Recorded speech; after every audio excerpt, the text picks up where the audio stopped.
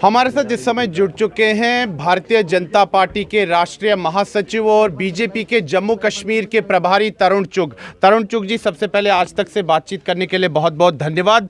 गुजरात में भारतीय जनता पार्टी की प्रचंड विजय हुई है, लेकिन हिमाचल में जो हार हुई है, कहीं ना कहीं विजय का जो जश्न है थोड़ा फीका पड़ गया। ऐसा है कि मैं इसे विजय नहीं समझता, ये प्रचंड आशीर्वाद है देश की जनता का जो नरेंद्र मोदी जी को मिला है। ये आशीर्वाद है उनके काम का, ये आशीर्वाद है उनके द्वारा गरीबों के लिए लगातार किए जा रहे कामों का, उनके जीवन में परिवर्तन लाने का, मध्य वर्ग के जीवन को ऊपर उठाने का जो उन्होंने जीवन में संकल्प लिया हुआ है।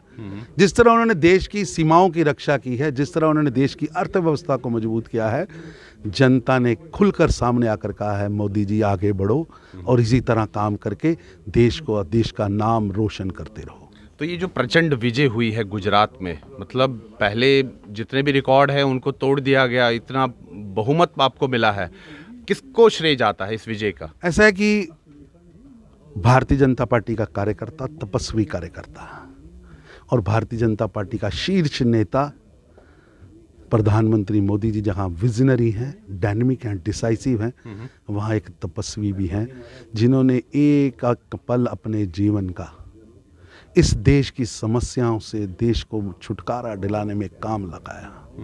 ये मोदी जी के प्रति लोगों का समर्पण है, भारतीय जनता पार्टी के आइडियोलॉजी के प्रति लोगों का आशीर्वाद है। लोग बेइंतहा प्यार करते हैं मोदी जी से, ये इन चुनावों में स्पष्ट दिखा है। ठीक है तरुण जी, लेकिन हिमाचल में कमी कहाँ रह गई? ऐसा है कि हिमाचल में भी भारतीय जनता पार्टी का वोट बैंक, जिसे मैं आशीर्वाद कहता हूं, वो बड़ा है। लोग 5% से हार की बात करते थे, 1% से भी कम वोट, शायद 25-30 हज़ार वोट कम पड़ गए। अगर वो मिल जाते तो यहाँ भी स्थिति बदली जाती है। और आप दिल्ली देखिए, जहाँ कहा जा रहा था, केजरीवाल साहब कहते थे 30 सीटें भी नहीं आएंगी, आम आदमी पार्टी का 14% वोट कम हुआ है और बीजेपी का 3.5% वोट बड़ा है, पिछले से भी ज़्यादा बड़ा। इसलिए ये आशीर्वाद है, जनता का आशीर्वाद है जो नरेंद्र मोदी जी की नीतियों पर, उनके सबका साथ, सबका विश्वास, सबका प्रयास, उस पर जनता खुलकर सामने आई है।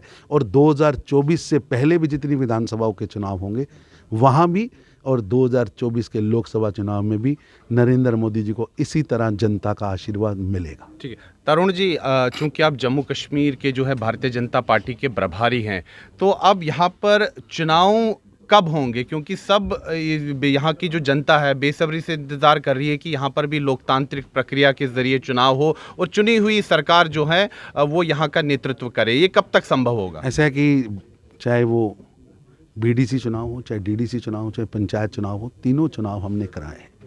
मोदी जी के नेतृत्व में वो चुनाव आयोग को जो हमने कहा था कि ये चुनाव होने चाहिए, और हुए हैं। अब प्रधानमंत्री जी ने खुद खड़े होकर लाल किले से कहा है कि विधानसभा के चुनाव होंगे और जल्द होंगे, और पूरी मशीनरी चुनाव आयोग की इस पर लगी है। परिसमन हो गया है, वोटर लिस्टें बन गई हैं, वोटर लिस्टें अभी पार्टियों को दी गई हैं, वो उस पर चैलेंजेस देंगे और उसके तुरंत बाद चुनाव आएंगे और मत पेटी जम्मू कश्मीर का भाग्य तय करेगी, ना कि 3 परिवारों के तिकड़म जिन्होंने 7 दशक जम्मू कश्मीर के विकास को और जम्मू कश्मीर के लोकतंत्र को डसा और जकड़ कर रखा। अब उनके चुंगल से जम्मू कश्मीर निकल चुका है, ये डीडीसी चुनाव ने ही बता दिया। तरुण जी, एक आखिरी प्रश्न, जैसे कि मैंने कहा कि भाजपा के आप जम्मू कश्मीर के प्रभारी हैं, ये काफ़ी गंभीर विषय है क्योंकि कश्मीर घाटी में जिस प्रकार से टारगेटेड किलिंग्स हुई, वहाँ पर जो अल्पसंख्यक हिंदू समाज है उनमें भय उत्पन्न हुआ, कई लोग पलायन करके भी आए। खासतौर पर जो कश्मीरी पंडित समुदाय के सरकारी कर्मचारी हैं, डोगरा हिंदू समुदाय के जो रिजर्व कैटेगरीज के जो सरकारी कर्मचारी हैं, वो पलायन करके आए हैं। जम्मू की सड़कों पर 200 से ज़्यादा अधिक दिनों से वो प्रदर्शन कर रहे हैं, उनका वेतन भी नहीं उनको मिल रहा है, वो मांग कर रहे हैं कि उनका स्थानांतरण जम्मू में होना चाहिए। तो इस विषय पर सरकार क्यों नहीं इनके विषयों को देख रही है गंभीरता से? ऐसा है कि सरकार बड़ी गंभीरता से देख रही है। जिन्होंने भी भारतीय नागरिकों की हत्या की है वो बख्शे नहीं गए, और आगे भी जो भारत के नागरिकों को टारगेट करेगा वो बख्शा नहीं जाएगा। हमें किसी भी सूरत में पाकिस्तान के नैरेटिव को, उसके षड्यंत्र को कामयाब नहीं होने देना। तो वेतन क्यों रोका गया है, वेतन क्यों नहीं मिल रहा है इन ऐसा है कर्मचारियों कि को? हमें अब पलायन का नहीं, आगे बढ़ने का वक्त आया है। ठीक है, बातचीत करने के लिए धन्यवाद। तो ये थे भारतीय जनता पार्टी के राष्ट्रीय महासचिव और बीजेपी के जम्मू कश्मीर के प्रभारी तरुण चुग।